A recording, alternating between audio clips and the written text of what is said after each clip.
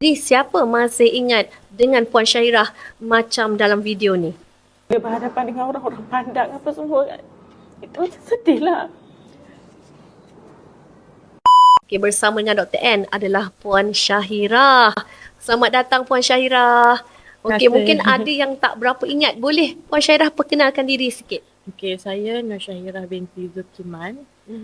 Tinggal dekat Keramat lah. Okay, jadi Puan Syahirah adalah seorang suri rumah. Saya suri rumah. Ya, yang sebelum ini, 3 bulan yang lalu, rekod satu video bersama dengan Puan Syahirah kerana Puan Syahirah mengalami suatu keadaan yang membebankan emosi beliau. Jadi, boleh tak kita recap sikit apa yang berlaku pada waktu tersebut? Jadi, Puan Syahirah selepas 3 bulan bersama dengan produk Dr. N Skincare, bagaimana perkembangan terkini Puan Syahirah?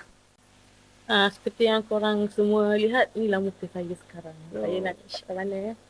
Happy sangat sebab dah tak ada dah perasaan malu, rasa macam confident. Parut tu still lagi ada, tapi tak adalah sampai malu keluar jerawat yang sakit tu kan, merah-merah semua ni kan.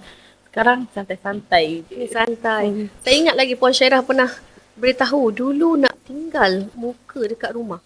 Ya, sampai macam tu. Perasaan nak tinggal muka ya.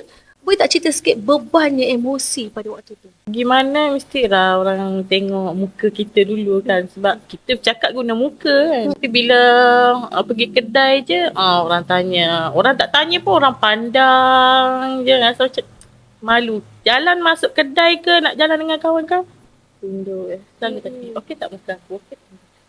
Kawannya banyak bagi support kan. Cakap, alah tak ada apa dah, tak malu pun. Cakap macam tu kan. Tapi kita lah yang merendah diri, malu kan. Sebab yelah muka berjerawat, siapa je ada confident kan. Dia fahamkan keadaan Puan Syahirah ni berlaku disebabkan tersalah guna produk. Skincare kami peduli, masa untuk kulit terjaga, yeah.